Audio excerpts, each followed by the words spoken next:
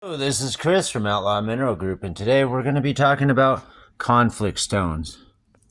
So, what exactly is a conflict stone?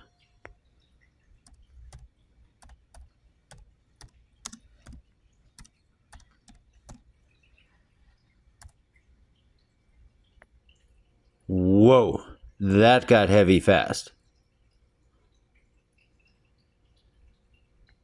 Well, according to the ILO, or International Labor Organization, there's an estimated 1 million children in Africa, Asia, Latin America, Europe,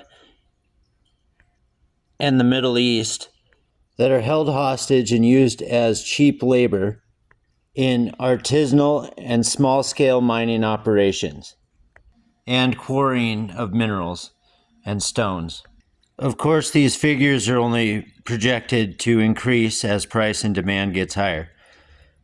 According to the the ILO, children as young as 3 are coerced by fear and complete dependence on their employer to work in these operations. Because mining is often conducted in very remote locations, employers most times remain out of the reach of the law in the area. Oftentimes in these mining environments, children are the worst affected by decay of the lungs known as silicosis. They are also affected by chemicals and spinal deformities from carrying really heavy pack loads. To make matters more difficult, schools and medical centers are typically not in the area, and so children who work in these mining environments tend to not have access to these places, so they're not educated or taken care of. And oftentimes, because of dependence on employers in remote environments, young girls are oftentimes the ones who are exploited the worst in these operations. And if you think employers won't sacrifice people for profit, well, they're just like equipment to them. Especially in poverty-stricken, population-dense, underdeveloped countries. So that was really dark. I guess you might be asking, like, how does anybody help this situation? Well, the first thing is you can buy off of local miners that produce their own products. For example, the guy who produced this aquamarine crystal here, he really likes ranch dressing on everything. And I know he got it from Colorado because he paid to actually work a claim with somebody. And these clusters here came from a couple of guys who really needed to take care of their trucks better. I'll just say that. But they harvested these minerals upon their own free will and sold them for a fair price. Avoid too good to be true deals.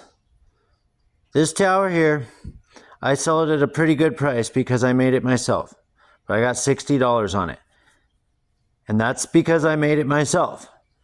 But something like this, if you see it for $6 on Temu, you can guarantee if it's real, it was made by somebody who didn't want to be there.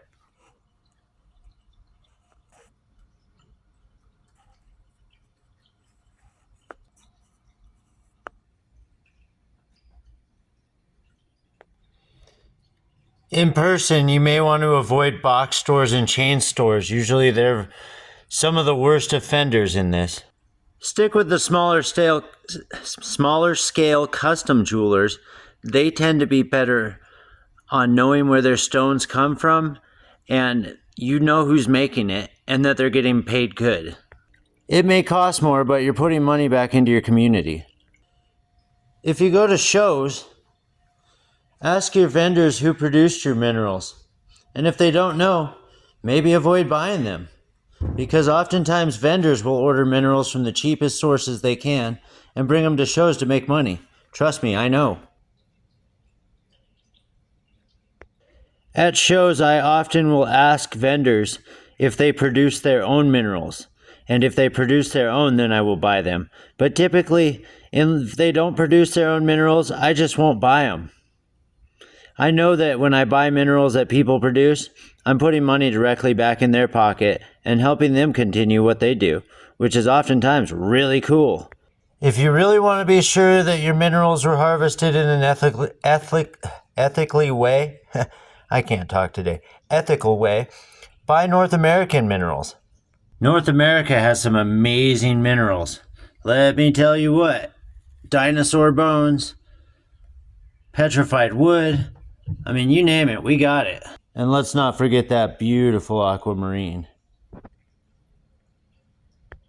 Believe it or not, diamonds have only been a symbol of marriage since the 1930s. Before that, before De Beers perpetuated this idea that diamonds had to be used in jewelry, opals, crystals, emeralds, diamonds, pearls, black glass, jet, and ruby, black glass, jet, and rubies were oftentimes used as to show a symbol of marriage. Another place you can check is Facebook, and you look at their page really good and see if they pull their own minerals and gems. Then you know for sure that they're harvesting. Plus, you probably know if they're harvesting in a, we'll say, environmentally conscious sort of way. Etsy can be a good source too. Contact your mineral dealers and see what they have to say. I'm certainly not trying to tell anybody what to do. I'm just trying to say, think critically about where your minerals come from. And perhaps, if they come from places that are really not so good, perhaps consider not buying them. Thanks for watching, and happy hunting out there. I know I'm just the guy in the bathroom in the reflection of the mirror, but also, if you want 100% guarantee that your minerals are sustainably harvested, harvest them yourself and clean up well. Pick up that trash and happy hunting out there. Thanks for watching, everybody.